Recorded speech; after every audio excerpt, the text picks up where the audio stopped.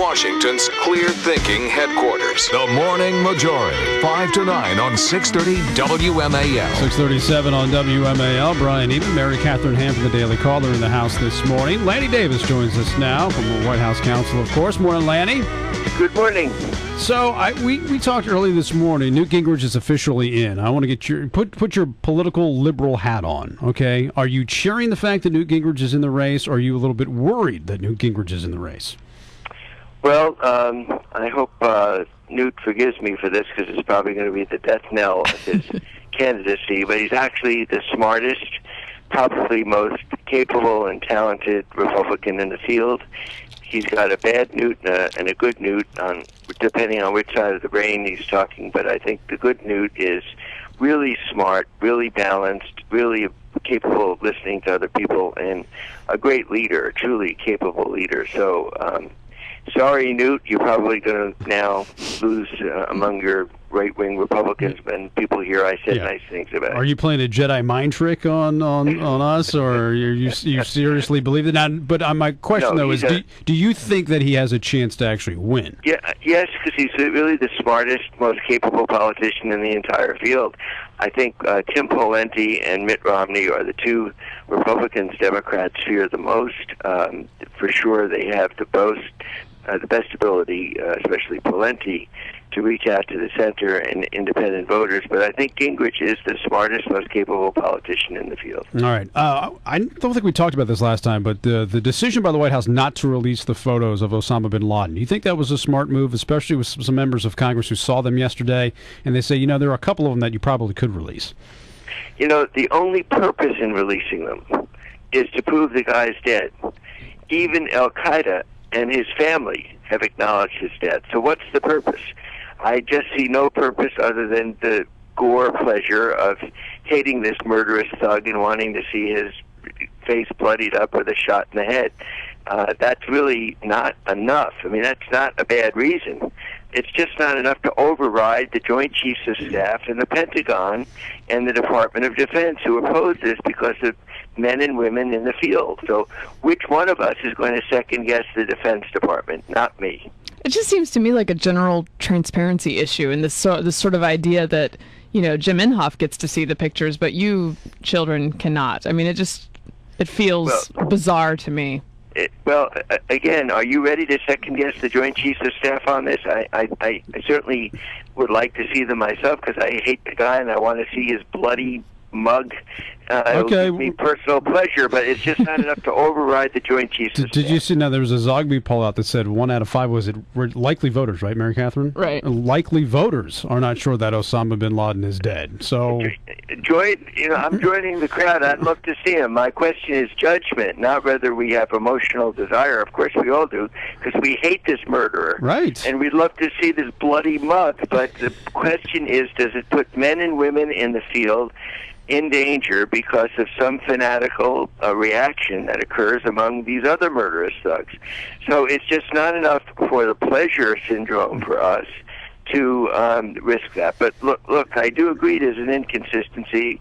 If we're letting U.S. senators see it, why not the American people? And I think the difference is it gets up on the Internet. And once it's on the Internet, it goes worldwide. And we have to respect, again, I say the Defense Department is against it.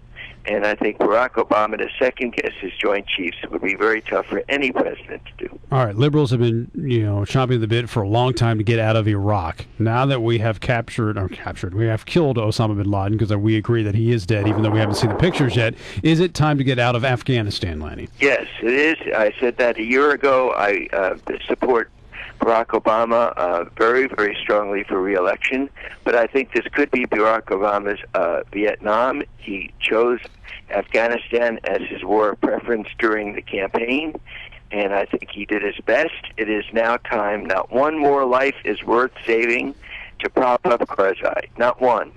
And if we have to go after the Taliban, we now have hit squads that seem to be a lot more efficient than putting kids on the ground, building schools when we can't build schools in this country. It's time to get out, and I mean get out completely, but with air power and with hit squads, the Navy SEALs and everybody else, ready to kill any Taliban that rears his head. But I don't think we should have ground forces in Afghanistan. I truly believe that Barack Obama cannot allow this to be his Vietnam. He's going to be in his fourth year, and he's got to get out.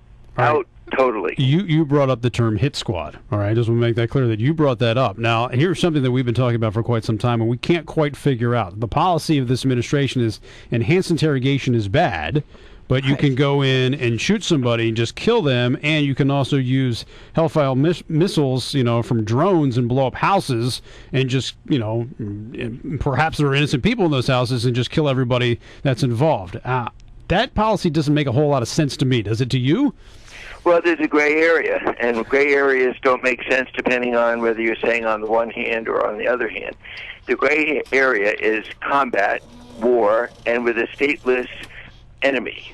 Stateless, rogue, murderous, terrorist enemy with no state to declare war on. Right. That's the gray area that world history has never seen before. So what do you do with people that you catch where the rules of war, where the Geneva Convention, where lots of other things that are supposed to protect prisoners, it's not that clear. So what I've said, I'm against torture, I was against waterboarding, and I was against written all those things. But I've also said that I think there's a role for Congress to pass a law to allow these stateless terrorists to be subject to these kinds of enhanced interrogation techniques, which includes waterboarding, under certain circumstances, and have it be lawful for the president to have to certify that a circumstance is necessary to engage in that kind of what we would consider to be torture.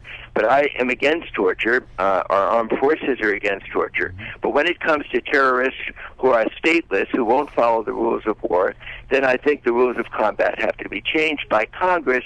It's got to be lawful. What's now being done is ad hoc without it being lawful, and that's what I'm against. All right, but is torture, waterboarding is torture, but a bomb, just blowing up the house is not. That's my concern. That's where I don't quite understand.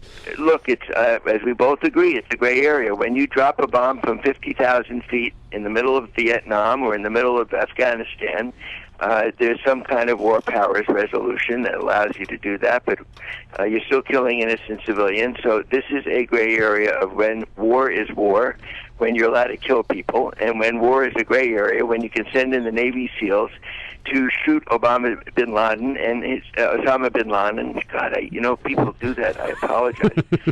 It's awful. Osama bin Laden, and even his sons are claiming, much less Human Rights Watch. Can you imagine any organization using the word human rights who want Osama bin Laden to have a due process trial when in fact this man is a terrorist? Yeah, no, terrorist. It would have been a nightmare, and don't get me wrong, I don't have a problem with that at all of any of those things. I'm just trying to understand the difference, that gray area as you're talking about. Like, I'm pro belly slaps, and I'm also pro raid. Like, the people who are mixed up on that is the confusion. All right, We're all mixed. Listen, anyone who makes this a easy issue, when is it torture? One of the most liberal and most respected people in America, Harvard professor Dershowitz, has written a book that says if there's a ticking atomic bomb about to go off in New York City and you have the man who knows where that bomb is torture a moral thing? Right. And people with a black and white view would say, no, you can never torture, let the atomic bomb go off. Rational people would say, of course you have to torture. You do anything possible, anything, to get that man to tell you where the atomic bomb is.